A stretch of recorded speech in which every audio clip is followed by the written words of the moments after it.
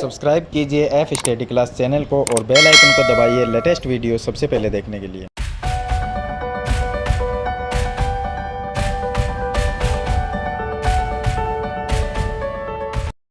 Hello students, आज हम कक्षा 9 की प्रश्नावली जो 8.1 है उसके क्वेश्चन को सरल करेंगे। पीछे वाली वीडियो मैंने आपको इसके जो प्रमेय थी वो भी मैंने आपको बताई है और एग्जाम्पल है वो भी मैंने आपको बता दिए हैं।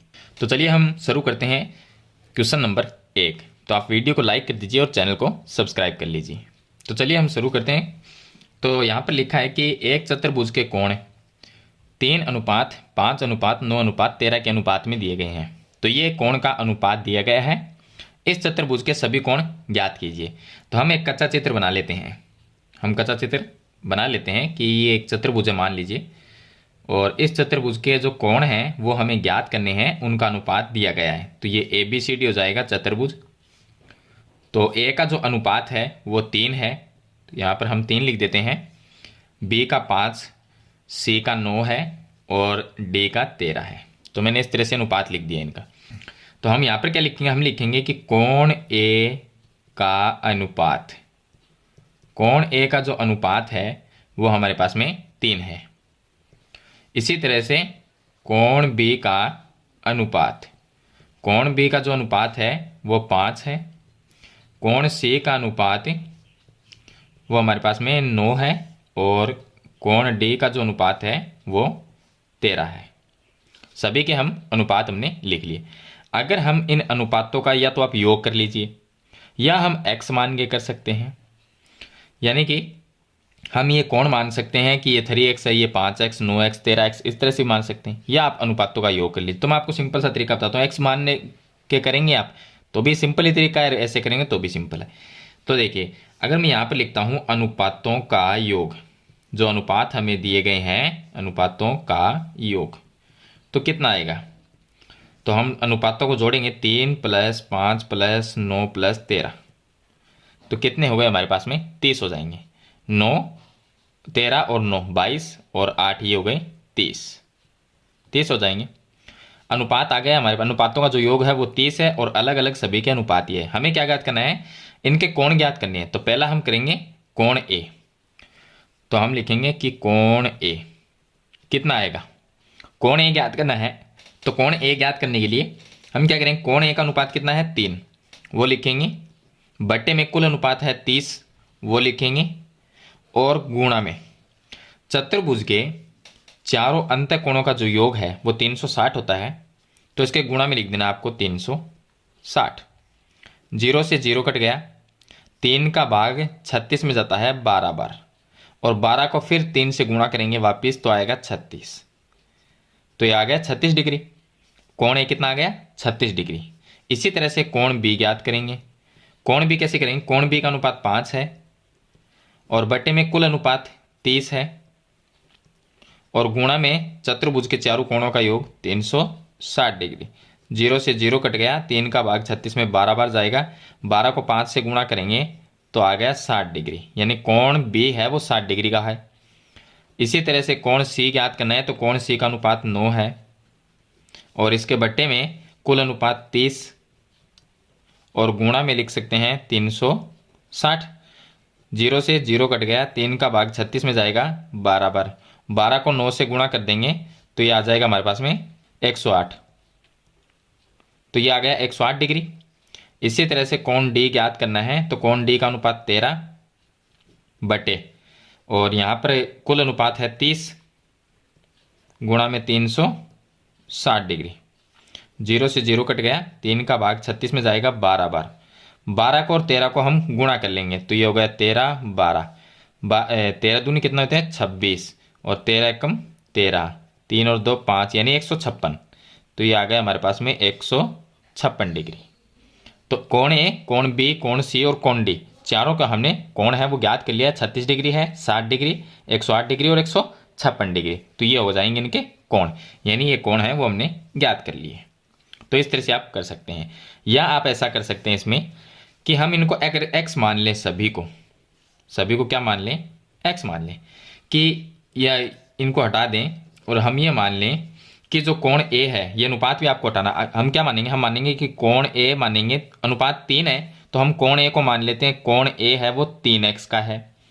कोण बी है वो हम मान लेंगे 5x। कोण सी है उसको हम मान लेंगे 9x। और कोण जो डी है उसको हम मान लेंगे 13x। यानी हमने कोण मान लिए, लेकिन हम जानते हैं कि चतुर्भुज के चारों कोणों का योग 360 डिग्री होता है। तो हम चारों ये जो कोण हमने माने हैं, यानी ये अनुपात था, इनको हमने कोणों में मान लिया कि माना 3x ये कोण है, 5x बी है, 9x है वो सी है और 13x डी है। अगर हम चारों कोणों को जोड़ते हैं तो कितना होता है 360। तो हम क्या करेंगे 3x plus 5x plus 9x plus 13x बराबर होता है 360 डिग्री। ये कितने हो जाएंगे, तो ये 30 होंगे। तो यहाँ पर हमने किया था 30 होगा, तो 30x होगा, ये 30x बराबर 360। x बराबर कितना आया 360 बटे 30, एक जीरो कट गया, भाग देंगे तो कितना आएगा, x का मान 12 आएगा। 12 को अगर मैं इस x की जगह रखता हूं तो 3 गुणा 12 कितने हुए 36। 12 को मैं यहां पर x की जगह रखूंगा और 5 से गुणा करूंगा तो 60 आएगा। 12 को यहां पर x की जगह रखेंगे, 9 से गुणा करेंगे तो कितना आएगा 108 आएगा। और यहां पर 12 रखेंगे, 13 से गुणा करेंगे तो कितना आएगा 156 आएगा। यानी आप दोनों ये तरीका भी आप लगा सकते हैं और ये भी कर सकते हैं, दोनों में आंसर सेम ही आना है। तो इस तरह से हम कौन है वो ज्ञात कर सकते हैं। चलिए इसके बाद में इसका क्वेश्चन नंबर 2। अब देखिए इसका क्वेश्चन नंबर 2 है, जिसमें दिया गया है यदि एक समांतर चतुर्भुज, ये हमने क्या माना, एक समांतर चतुर्भुज हमें दिया गया है। तो यदि एक समांतर चतुर्भुज के विकर्ण बराबर है, इसके विकर्ण क्या है बराबर, तो हम इसके विकर्ण बना देते हैं। ये AC विकर्ण है और दूसरा ये हो गया BD विकर्ण, ये हो गया BD और AC विकर्ण है। तो दर्शाइए कि यह एक आयत है। तो हमें अगर इसके विकर्ण बराबर है तो हम इसको हमें सिद्ध करना है कि ये एक आयत है। तो आयत जो होता है उसमें समांतर चतुर्भुज के सभी गुण लगते हैं। तो इसमें देखिए, इसमें हमें क्या दिया गया है, सबसे पहले हम लिख लेते हैं कि हमें दिया है, क्या दिया गया है, ABCD एक समांतर चतुर्भुज है, समांतर चतुर्भुज है। चलिए अब ये समांतर चतुर्भुज है तो हम जानते हैं समांतर चतुर्भुज में सम्मुख भुजाएं बराबर और समांतर होती है। तो हम लिख सकते हैं कि AB भुजा और ये भुजा बराबर और समांतर है। तो हम लिख सकते हैं कि AB समांतर किसके हैं, CD के, और AB बराबर भी है CD के, क्योंकि समांतर चतुर्भुज में सम्मुख भुजाएं समांतर और बराबर होती है। तो ये भुजा इसके, ये भुजा इसके बराबर भी और समांतर भी है। इसी तरह से ये भुजा इसके बराबर और समांतर है। तो हम लिख सकते हैं कि AD और BC समांतर है, AD समांतर है BC के और AD बराबर भी है BC के। और साथ में क्या इसमें दिया है कि इसके जो विकिरण है वो बराबर है। तो हम लिख सकते हैं AC विकिरण और BD विकिरण बराबर है। तो यहाँ पर लिख सकते हैं विकिरण AC बराबर BD, ये भी हमें दिया गया है। चलिए हमें तो ये इसका सिद्ध करना है कि ये एक आयत है, यानी ABCD एक आयत है, आयत है। मैंने आपसे कहा कि आयत क्या, आयत वो है जिसमें समांतर चतुर्भुज के सभी गुण काम करते हैं, यानी आयत में समांतर चतुर्भुज के सभी गुण काम करते हैं। तो इसमें हम क्या करेंगे कि देखिए, अब मैं आपको एक चीज़ दिखा देता हूं। ये हमारे पास में समांतर चतुर्भुज है। समांतर चतुर्भुज में क्या है, सम्मुख भुजाएं बराबर होती है, सम्मुख कोण बराबर होते हैं, विकिरण एक दूसरे को समद्विभाजित करते हैं।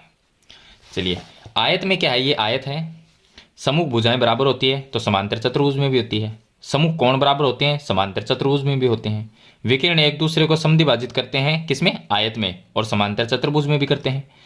प्रत्येक कोण सम्मुख, ये एक्स्ट्रा इसमें कि आयत में प्रत्येक कोण 90 डिग्री का होता है लेकिन समांतर चतुर्भुज में नहीं होता। तो समांतर चतुर्भुज में ये 3 चीजें होती हैं। देखिए आप कि समांतर चतुर्भुज में ये 1 2 3 चीजें होती हैं, यानी ये 3 चीजें, जो 3 नियम है इसके, वो आयत में भी काम करते हैं। तो हम आयत में एक्स्ट्रा क्या है, आयत में एक्स्ट्रा ये है कि प्रत्येक कोण समकोण होता है। चलिए विकिरण बराबर माप के होते हैं। तो हम क्या करेंगे, इसमें यही दिया गया है हमें कि हमें एक समांतर चतुर्भुज दिया गया है जिसके विकिरण बराबर दिए गए हैं। तो ये तो हमें दिया गया है पॉइंट। उसके बाद में विकर्ण एक दूसरे को समद्विभाजित करते हैं, क्योंकि समांतर चतुर्भुज है तो विकर्ण तो समद्विभाजित करेंगे, ये भी दिया गया है। समूह कोण बराबर होते हैं, तो इसमें वो समांतर चतुर्भुज में समूह कोण बराबर होते हैं, तो वो भी इसमें नियम काम करता है। समूह भुजाएं बराबर होती है, सभी चीज इसमें है हमारे पास में क्या नहीं है, प्रत्येक कोण समकोण नहीं है, यानी एक कोण को 90 डिग्री करना है। तो भाई हम ये कह सकते हैं कि इसमें जो समांतर चतुर्भुज है इसको हमें आयत बनाना है। तो आयत में क्या होगा कि सम्मुख भुजाएं क्या होती है, बराबर। तो इनमें सम्मुख भुजाएं बराबर पहले से है, क्योंकि एक समांतर चतुर्भुज है, तो ये तो हमें सिद्ध करना नहीं है। उसके बाद में सम्मुख कोण भी बराबर होते हैं, तो समांतर चतुर्भुज के सम्मुख कोण बराबर है और आयत में भी होते हैं। तो हम ये हमारे पास में क्या है, समांतर चतुर्भुज, तो इसके सम्मुख कोण बराबर है, आयत में भी ये होता है। चलिए ये भी हम इसको भी सिद्ध नहीं करना, तो हम क्या करेंगे, हम अगर इसका एक कोण, ये क्या है समांतर चतुर्भुज, इसका अगर एक कोण क्या कर देते हैं 90 डिग्री, विकर्ण पहले से बराबर दिया गया है, अगर एक कोण को 90 डिग्री सिद्ध कर देते हैं तो ये क्या कहलाएगा, ये एक आयत कहलाएगा। 90 डिग्री कैसे सिद्ध करेंगे, तो देखिए हम ये जानते हैं कि समांतर चतुर्भुज का एक तो ये कोण और एक ये कोण, इन दोनों का योग कितना होता है, 180 डिग्री। क्यों होता है, क्योंकि समांतर चतुर्भुज में ये दोनों समांतर है, लाइन ने ये दोनों रेखाएं क्या है, समांतर। ए भी एक तिर्यक रेखा है, और तिर्यक रेखा के एक ही ओर के बने जो कोण होते हैं उनका योग 180 डिग्री होता है।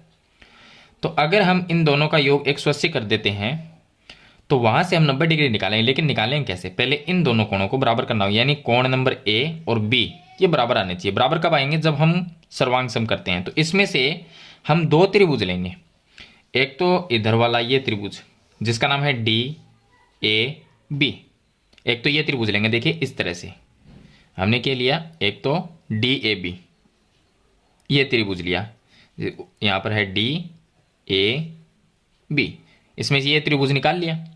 एक त्रिभुज इधर वाला ए बी सी, एक ये त्रिभुज लेंगे इसमें, तो इसका नाम क्या है, इसका नाम है ए बी सी, ये दो लेंगे। तो भाई ये तो इसके विकर्ण है, देखिए बीच वाली विकर्ण है, तो विकर्ण क्या है, बराबर है, ये विकर्ण इसके बराबर है जो कि हमें दिया गया है। भाई ये जो भुजा है वो इसके बराबर है, क्योंकि ये समांतर चतुर्भुज की सम्मुख भुजा है, और ये दोनों में उभयनिष्ठ है, इसमें भी ए बी है और यहाँ पर भी ए बी है, यानी ए बी है वो दोनों त्रिभुज की उभयनिष्ठ भुजा है। तो दोनों को हम सर्वांग सम कर सकते हैं। जैसे ही हम सर्वांग सम करते हैं तो ये जो कोण है वो किसके बराबर होगा, कोण बी के बराबर हो जाएगा। तो चलिए हम क्या लिखेंगे, एक त्रिभुज लेंगे डी ए बी, तो हम लिखेंगे उत्पत्ति में त्रिभुज डी ए बी, व दूसरा त्रिभुज कौन सा लेंगे, सी बी ए, सी बी ए में ये दो त्रिभुज लेते हैं। अब दोनों त्रिभुज में क्या करेंगे, सर्वांग सम करेंगे। तो हम लिख सकते हैं कि इस त्रिभुज में ये जो भुजा है ये किसके बराबर है, इसके बराबर, यानी डी ए और सी बी या ए डी और बी सी बराबर है। तो हम लिख सकते हैं कि ए डी बराबर बी सी। कारण क्या लिखोगे कि ये समांतर चतुर्भुज की सम्मुख भुजा है, सम्मुख भुजा है। चलिए ये समांतर चतुर्भुज की सम्मुख भुजा, इसलिए दोनों बराबर है।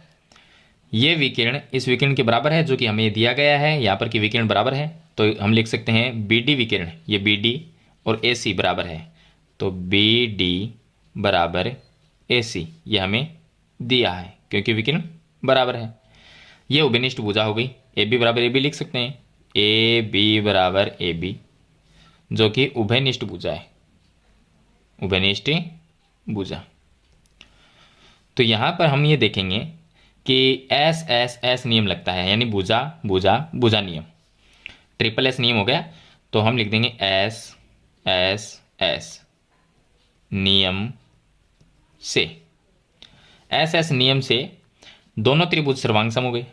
तो हम लिख सकते हैं डी ए बी सर्वांग सम है सी बी ए के, तो त्रिभुज डी ए बी सर्वांग सम है त्रिभुज सी बी ए, और सर्वांग सम त्रिभुजों के संगत भाग बराबर होते हैं। तो हम क्या लिख सकते हैं कि ये जो कोण है ए वो किसके बराबर होगा, कोण बी, या कोण नंबर एक नाम लिख सकते हैं, इसका दो लिख सकते हैं। तो हम कह सकते हैं कोण नंबर एक बराबर कोण नंबर दो by C P C T, C P C T, या हिंदी में लिखो तो लिख सकते हो सर्वांग सम त्रिभुजों के संगत भाग। चलिए ये दोनों कोण बराबर है। अब लेकिन लेकिन हम ये जानते हैं कि भाई जो समांतर चतुर्भुज होता है, यानी कि ये एक समांतर चतुर्भुज हम फिर से बना लेते हैं, ये ए बी सी डी इसी को बना लेते हैं, लेकिन इसमें विकर्ण नहीं बनाएंगे समझाने के लिए। हम जानते हैं कि ये समांतर चतुर्भुज है, इसमें ये दोनों समांतर है और ऊपर वाली ये भी समांतर है। हम ये लेते हैं कि ये दोनों समांतर है और ए बी क्या है, एक तिर्यक रेखा। तो ये कोण और ये कोण क्या होंगे, 180 डिग्री होंगे, दोनों को जोड़ेंगे तो हम लिख सकते हैं लेकिन कोण नंबर 1 प्लस कोण नंबर 2 बराबर 180 डिग्री। अब इसका आपको कारण ये लिखना है कि तिर्यक रेखा के एक की ओर के अंतः कोण, तिर्यक रेखा के एक ही ओर के अंतः कोण, इसलिए इनका योग 180 डिग्री होता है। कोण नंबर 1 प्लस कोण नंबर 2 ये क्या है, बराबर है। यहाँ पर हमने अभी सिद्ध किया ये बराबर है। तो कोण नंबर 1 की जगह मैं क्या लिख सकता हूँ, कोण नंबर 2 लिख सकता हूँ, या कोण नंबर 2 रखना चाहे तो कोण नंबर 2 यहाँ पर रख लेंगे और 1 की जगह 2 लिख सकते हैं, यानी चेंज करना है। तो कोण नंबर 1 को कोण नंबर 1 प्लस 2 की जगह मैं 1 लिख सकता हूँ, क्योंकि ये दोनों बराबर है।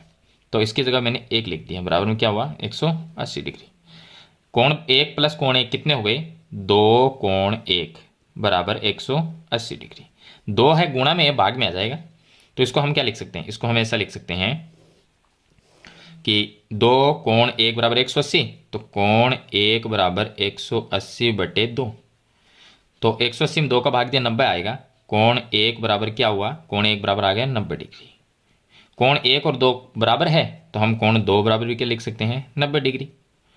तो भाई हम कह सकते हैं कि कोण 1 और कोण 2 यानी इस जो ये समांतर चतुर्भुज है इसका ये कोण भी 90 है और ये कोण भी 90 है, ये दोनों 90 है और बाकी इसमें सभी नियम काम कर रहे हैं। यानी समांतर चतुर्भुज के, तो ये समांतर चतुर्भुज है और समांतर चतुर्भुज के सभी नियम आयत में काम करते हैं।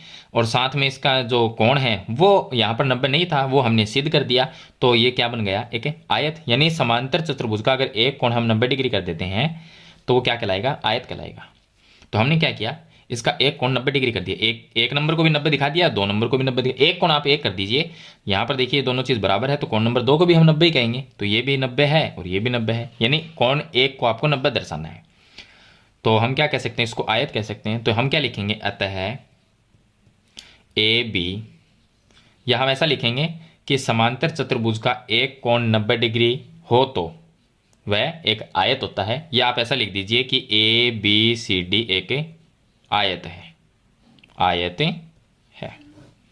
यह इसका आंसर हो जाएगा इत्तीसिदम। तो इस तरह से आपको सरल करना है। कहने का मतलब ये है कि जो समांतर चतुर्भुज होता है ना उसमें हर चीज़ काम करती है, यानी कि आयत और समांतर चतुर्भुज में सेम चीज़ें होती हैं।